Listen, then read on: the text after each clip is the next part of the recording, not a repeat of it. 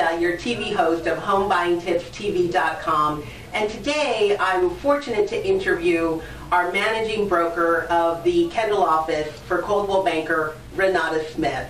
Hi Renee, thank you for agreeing to meet with us. Hi Patricia, I'm so happy to be here. Thank you.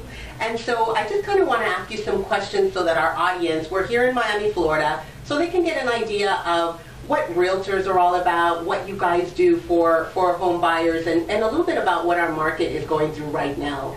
So first I'd like to ask you, what are some of the benefits to a home buyer working with a realtor? You know what, it's the big benefit of working with a professional realtor is that the realtor knows what they're doing. The realtor has the tools that they need in order to really promote the property in the best light, to get the best price for both the buyer and the seller, which is the market price.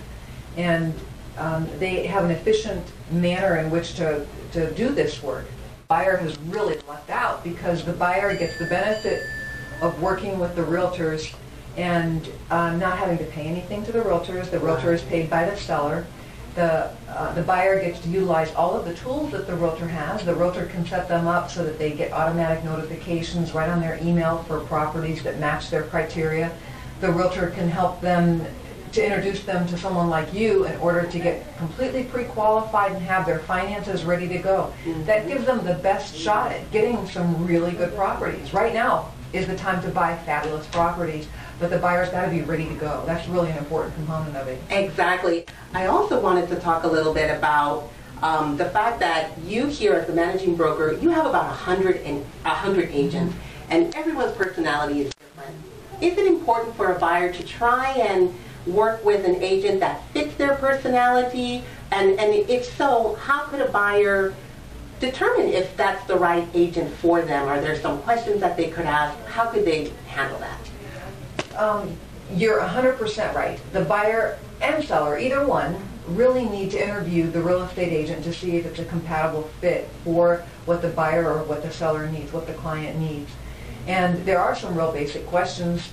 It's really like a job interview. And the realtor is applying for a job to work with the buyer or with the seller, and the realtor is expecting a certain level of loyalty and commitment and teamwork from their client, whether it's a buyer or a seller, and the buyer or the seller have the right to expect that from the realtor too. So they really should get to know their realtor. They should ask some good questions. Some of the questions that come to mind instantly is how much do you charge, but it's more about what services do you provide, and are the services that you provide worth the money that is going to be paid to you if it's a seller. For a buyer, of course, the service is free, so they really need to work with a realtor that matches what their needs are. And if, for example, a buyer feels that maybe it hasn't been a good fit, because like you said, it's a job interview, and sometimes we go on job interviews and we walk out saying, I wouldn't take this job for anything. But let's say they're a little bit involved and they realize that maybe it's not a good fit.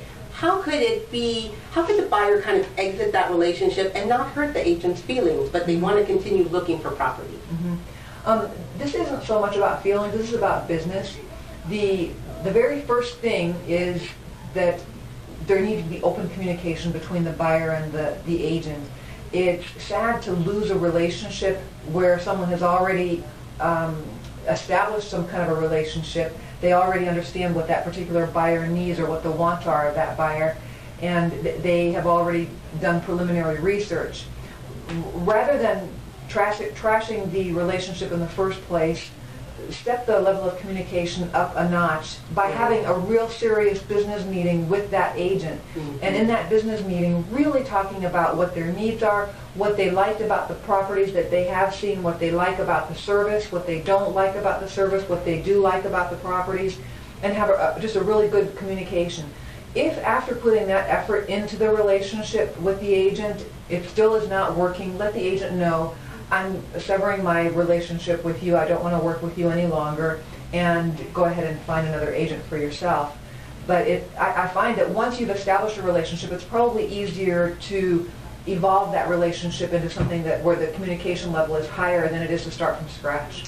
I like what you just said about the communication. It's true. Sometimes maybe the agent or the consumer, they didn't really express what they were looking for, and by just bringing it out, the agent or the consumer can make an adjustment. Yeah, we've got to take our time in getting to know each other, and we've got to invest some time and some energy into that. Exactly. Another thing that I liked what you said was for there to be some type of loyalty, because oftentimes consumers, they may drive by a property and they'll just pick up the phone and call whoever is on that sign, and they're really doing a disservice to themselves, because it's important that they do commit to work with that one agent, and that agent will do all that homework and all that legwork for them. And isn't there some type of agreement where the two parties agree to work together? Oh, that's a really good point. I've often said that unless the real estate agent explains to their client of how we work in real estate, that it's kind of like the client that orders pizza from 3 different pizza places, and the first one that delivers gets paid and the others stand there with pizza in their hand.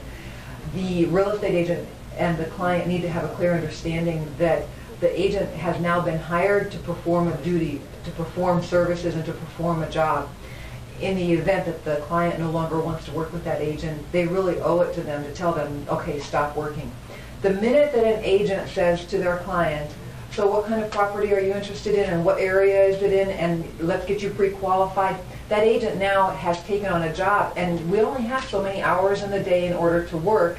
When a buyer puts an agent to work and then abandons that agent's wasted that day that could have been devoted to another client.